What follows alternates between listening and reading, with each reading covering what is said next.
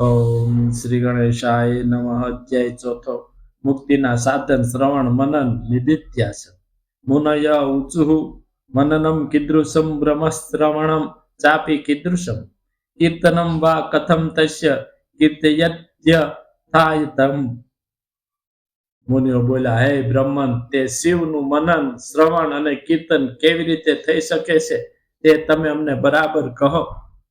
બ્રહ્મા બોલ્યા, ઈશ્વરનું પૂજન, જપ, તેમના ગુણો, રૂપ, લીલા અને નામોની યુક્તિથી પ્રિય મન વડે ચોપાસ જે નિરંતર શોધ કરવી તે જ મનન છે. ઈશ્વરની કૃપા દ્રષ્ટિથી તે મેળવાય છે અને સર્વશ્રેષ્ઠ સાધનોમાં પણ તે મુખ્ય છે. શંકરનો પ્રતાપ, ગુણ, રૂપ, લીલા અને નામોનું ગીત રૂપે શ્રુતિના મંત્રોથી કે હર કોઈ ભાષાથી સ્પષ્ટ વાણી દ્વારા જે રચેલું સ્તવન કરવું એ તેમનું કીર્તન છે. તે આ લોકમાં મધ્યમ સાધન છે. હર કોઈ સાધન, કથા, ભજન, ધ્વનિ કે જપ વડે શિવમાં તત્પર બનાવનારા શબ્દો હર કોઈ સ્થળે કાન પર પડે ત્યારે જેમ સ્ત્રીના લીલામય વચનો અતિ દ્રઢ સંભળાય છે તેમ શ્રવણેન્દ્રિય વડે આતુરતાથી સાંભળવામાં આવે તેને આ લોકમાં પંડિતો જગત પ્રસિદ્ધ શ્રવણ કહે છે. સજ્જનોના સમાગમથી પહેલા શંકરનું શ્રવણ થાય છે, પછી તેમનું દ્રઢ કીર્તન થાય છે અને તે પછી તેમનું સર્વોત્તમ મનન થાય છે. આ બધું શંકરની કૃપા દ્રષ્ટિ થાય તો જ સંભવે છે. સુત બોલ્યા, હે મુનીશ્વરો, આ સાધનો ના મહિમા વિશે જૂનો ઇતિહાસ હું તમારી આગળ કહું છું, તેને તમે સાવધાનથી સાંભળો.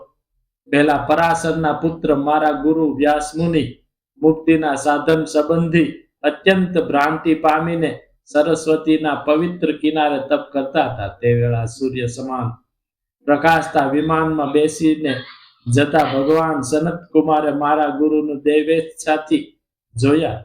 ધ્યાનમાંથી જાગીએ વ્યાસમુનિએ પણ બ્રહ્માના પુત્ર સનત કુમારને જોયા એટલે અત્યંત આશ્ચર્ય સાથે તેમને નમસ્કાર કરી અર્ધ્ય પ્રદાન પૂર્વક પૂજીને કુશળ પૂછ્યું અને પછી દેવને યોગ્ય આસન આપ્યું.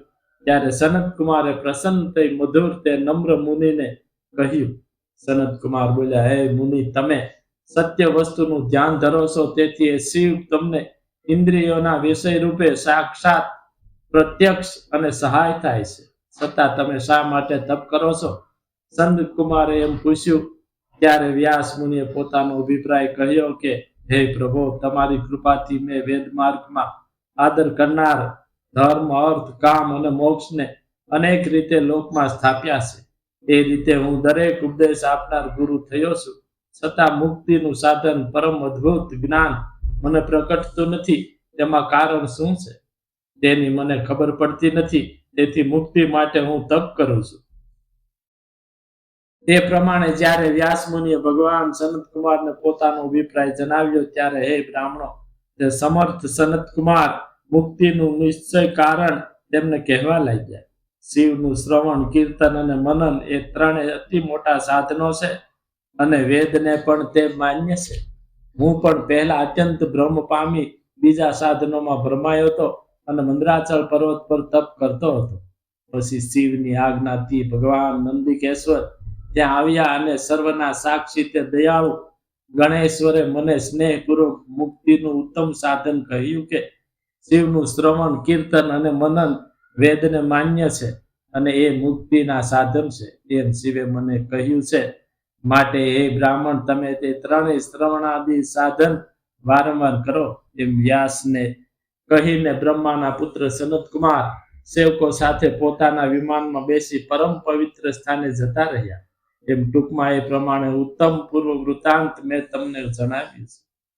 ઋષિઓ બોલ્યા, હે સુત, મુક્તિના ઉપાય તરીકે શ્રવણાદિ ત્રણ સાધનો તમે કહ્યા, પણ એ ત્રણ શ્રવણાદિ સાધનો મેળવવા જે મનુષ્ય અશક્ત હોય તે શું કરવાથી મુક્તિ થાય છે?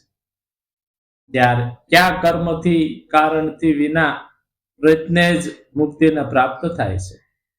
શ્રવણાદિ ત્રિકેક્ષતઃ કિમ કૃત્વા મુચ્યતે જનઃ અયત્નનેવ મુક્તઃ સ્યાત ક્રમણા કેન હેતુના ઇતિ શ્રી શિવ મહાપુરાણમાં પહેલી વિદ્વેષ સંહિતામાં સાધ્ય સાધન ખંડ નામનો ચોથો અધ્યાય સમાપ્ત. બોલ મહાદેવ કી